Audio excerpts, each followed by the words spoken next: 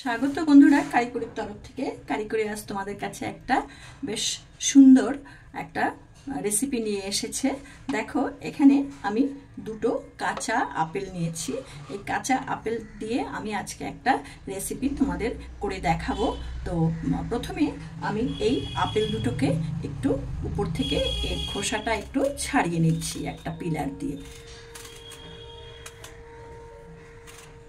দেখো, বাড়িতে অনেক সময় আপেলের সঙ্গে একটু ওজন হেরফের করার জন্য অনেক সময় বাজার থেকে এরকম কাঁচা আপেল এসে যায় বা ছোট, তার মধ্যে দেখলাম দুটো কাঁচা আপেল এখানে রয়েছে। তো সেই কাঁচা আপেল দুটো কেউ খেতে চাইছে না, খাচ্ছে না, পড়ে আছে। তো আমি ভাবলাম যে এই কাঁচা আপেল দুটো দিয়ে একটা সুন্দর একটা মুখরোচক রেসিপি তৈরি করে ফেলি। তাই আমি এটা আজকে তোমাদের কাছে নিয়ে এলাম তোমাদেরকে শেয়ার করার জন্য। দেখো, একটা আমার সুন্দর ছাড়ানো হয়ে গেছে, আমি আরেকটাও ঠিক একই রকম ভাবে ছাড়িয়ে নিচ্ছি। আপেল দুটো আমার দেখো সুন্দর ছাড়ানো হয়ে গেছে। এখন দেখো, এই আপেলগুলোকে আমি সুন্দর করে কেটে নিচ্ছি।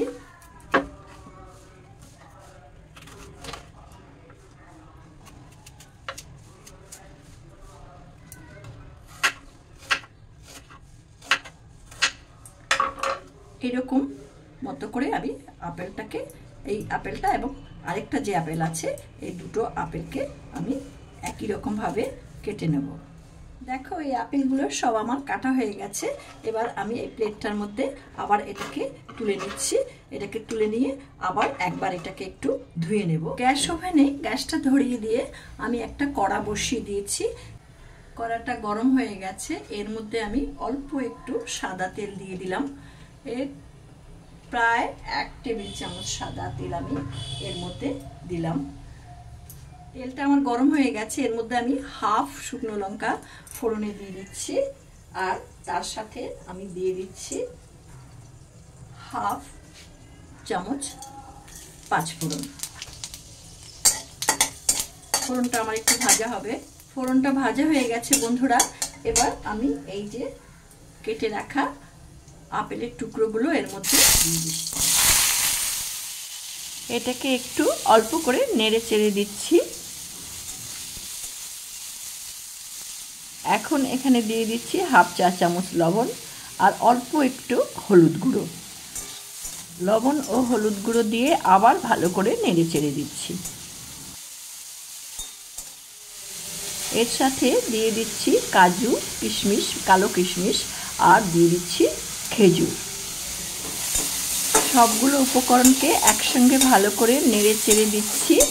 নেড়ে চেড়ে দেওয়ার পরে এর মধ্যে এখন আমি দিয়ে দিচ্ছি বড় চায়ের কাপের 1 কাপ জল।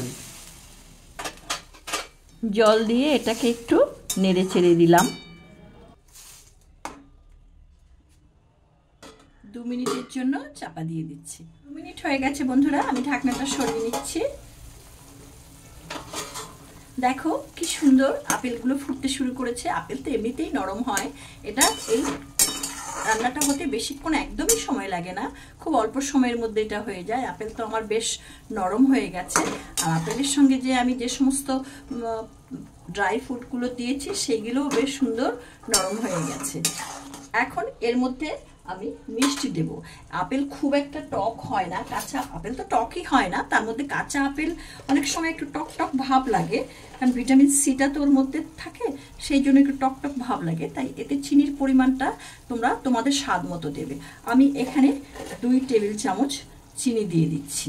এর বেশি চিনি আমি এতে দেব না, কারণ আমি একটু অল্প চিনি খাই। দেখো, আজকে এই যে আমি একটা বেশ সুন্দর কাঁচা আপেলের একটা চাটনি করছি, সেটা তো তোমরা দেখছো। তোমাদের যদি এই ভিডিওটা ভালো লেগে থাকে তাহলে আমার এই ভিডিওটাকে লাইক, কমেন্ট, শেয়ার অবশ্যই করবে। আর যে সমস্ত বন্ধুরা আমার এই চ্যানেলটিতে এখনো পর্যন্ত নতুন, আমার এই চ্যানেলটিকে এখনো পর্যন্ত সাবস্ক্রাইব করনি, তারা অবশ্যই আমার চ্যানেলটিকে সাবস্ক্রাইব করে বেল আইকনের অল অপশনটিকে তোমরা প্রেস করবে। তাহলে আমার পরবর্তী সমস্ত নোটিফিকেশনস তোমাদের কাছে সবার আগে চলে যাবে। বন্ধুরা দেখো, এই চাটনিটা আমার খুব সুন্দর হয়ে গেছে। দেখো, আমরা সবাই চাই যে আমাদের শেষ পাতে যদি একটু চাটনি হয় তাহলে যেন আমাদের খাওয়াটা খুবই ভালো হয়। বিশেষ করে ছুটির দিনে তো কোনো কথাই নেই, ওই দিন তো চাটনি অবশ্যই লাগবে। তো এরকম একটা চাটনি তোমরা করে খেতে পারো। দেখবে তোমাদেরও খুব ভালো লাগবে। এখন এই চাটনিটা নামানোর আগে এতে আমি অল্প একটু ভাজা মশলা, হাফ চা চামচ ভাজা মশলা এর উপরে ছড়িয়ে দিচ্ছি। তাহলে কিন্তু এই যে ভাজা মশলাটা, চাটনির ভাজা মশলাটা যদি এর মধ্যে ছড়িয়ে দাও তাহলে চাটনির টেস্টটাই অনেক গুণ বেড়ে যাবে। তো এই চাটনির মশলাটা, আমার চাটনির মশলার যে ভিডিও আছে সেটা তোমরা যদি দেখার ইচ্ছে হয় তোমরা সেটাকে দেখে নিতে পারো।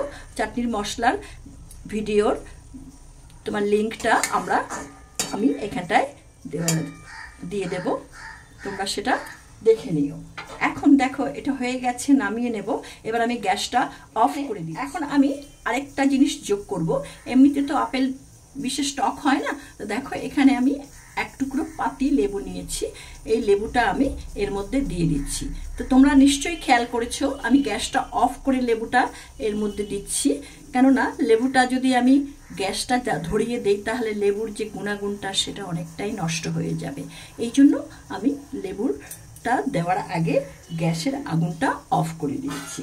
এবার এটাকে সব জায়গায় সুন্দর করে নেড়ে চেড়ে দিচ্ছি, তাহলে সব জায়গায় আমার এই লেবুর রসের যে টকটা বেশ সুন্দরভাবে ছড়িয়ে যাবে এবং বেশ একটা লেবুরও সুন্দর একটা গন্ধ হবে। তো এবার আমি এটাকে তোমাদেরকে একটু দেখাচ্ছি যে আমার এই চাটনিটা কেমন হয়েছে।